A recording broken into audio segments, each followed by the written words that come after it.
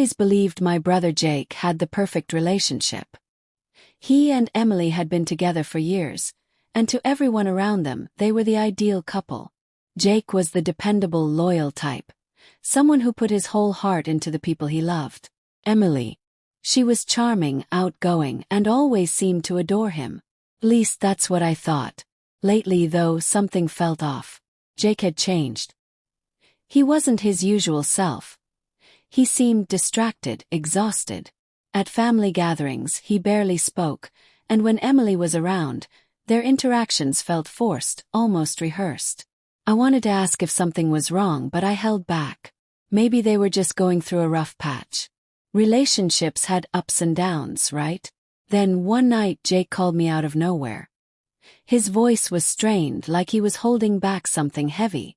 "Can we meet tomorrow? I really need to talk." That wasn't like him. Jake wasn't the type to reach out unless things were serious. "Of course," I said without hesitation. "Is everything okay?" Long pause. Then finally, "I don't know." The next day, we met at a small cafe we used to visit as kids. Jake looked like he hadn't slept in days. Dark circles under his eyes, jaw clenched, fingers tapping anxiously against the table. When I asked what was going on, he hesitated, like he was struggling to find the right words. Then finally he exhaled sharply and said, "I think Emily is cheating on me." The words hung in the air between us. I almost didn't know how to respond. Emily. The same Emily who always posted about their love online, who acted like Jake was her world. Didn't make sense. But the look on Jake's face told me this wasn't just paranoia. "What makes you think that?" I asked carefully. Jake rubbed his face, frustration evident. "She's been distant. Always on her phone. Weird excuses when she comes home late. And last week, I found messages." My stomach dropped. "Messages?" He nodded, pulling out his phone. "I wasn't even looking." She left it on the couch, and a text popped up from some guy named Chris. It was intimate. Way too familiar. I scanned the screen. Flirty messages. Inside jokes. Late-night conversations. It was clear. This wasn't just casual texting. "Have you confronted her?" Yes. Jake shook his head. "I don't have solid proof. And if I accuse her and I'm wrong?" He trailed off, looking utterly defeated. I sighed, my mind racing. "Then we get proof." Jake looked at me, surprised. "What?" I leaned forward. "If she's lying to you, you deserve to know. No assumptions, just facts. We figure this out together." For the first time that night, Jake's shoulders relaxed just a little. He wasn't alone in this. And neither was I. Jake wasn't the type to jump to conclusions, so if he suspected something, there had to be more. He had always trusted Emily completely, but now that trust was cracking. He needed proof, not just for closure, but to be absolutely sure before confronting her. We started piecing things together.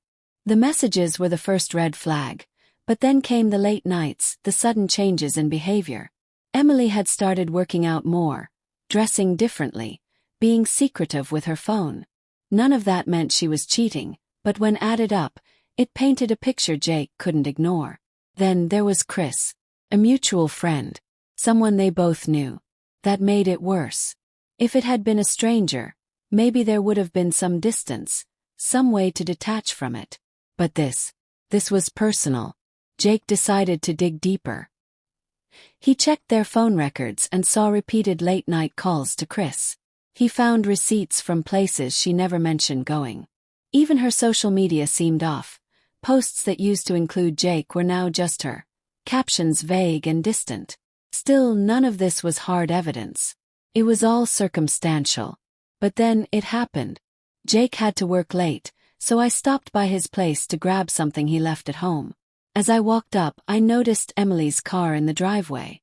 Strange, since she told Jake she was going out with friends. I almost shrugged it off, until I saw another car parked down the street. Chris's. My stomach tightened. I stayed back waiting. Minutes passed. Then the front door opened. Emily stepped out, adjusting her clothes. Chris followed right behind her. They kissed, quick like they were still being careful but enough to confirm everything. Froze. It was one thing to suspect, another to witness it firsthand. I didn't confront them. Not yet. Instead I backed away and called Jake. My voice was steady but my hands were shaking. Come home. Now. He didn't ask why. Maybe he already knew. When he arrived, I didn't need to say anything. One look at my face and he understood. He took a deep breath, steadied himself, then walked inside. Emily was in the kitchen, acting normal, completely unaware of what was coming. Jake's voice was eerily calm. Where were you tonight? She didn't even hesitate. Out with the girls. Lie. Right to his face. For a moment, he just looked at her like he was memorizing the person he thought he knew. Then finally he said, I know. Emily's expression flickered. Confusion, then realization, then panic. But it was too late. There was no talking her way out of this. The truth was already out. Jake's calmness didn't last long. Once Emily realized she was caught, her demeanor shifted. At first, she tried to deny everything, but the evidence was too overwhelming. Jake confronted her with the messages, the late-night calls, and the fact that Chris had been at the house earlier that evening. She stammered, trying to explain it all away, but her excuses fell apart under the weight of the truth. Finally, Emily admitted to the affair. Her voice was defensive, almost accusatory, as if she had been forced into it. She claimed she had felt neglected, that Jake wasn't giving her the attention she needed. She said she was unhappy in the relationship and that Chris had been there to listen to her when Jake wasn't. Jake was stunned. You think this is my fault? He asked, his voice trembling with disbelief. You could have talked to me. You could have said something. Instead, you chose to sneak around behind my back. Emily avoided his gaze, but she didn't stop. She kept piling on excuses, shifting the blame. She said things had been bad between them for months, that she didn't feel appreciated, that she felt invisible. It was like she was trying to justify her betrayal, to make it seem like she had no other choice. Jake was hurt, but now he was angry too. I worked late because I was trying to give us a future, he shot back. I stayed loyal to you, even when things got hard. And this is how you repay me. By running to someone else.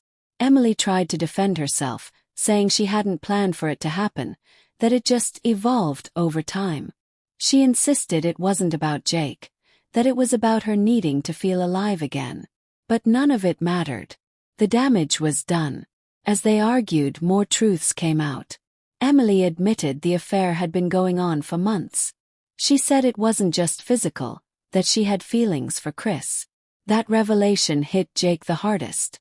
It wasn't just cheating. It was a full-blown betrayal of everything they had built together.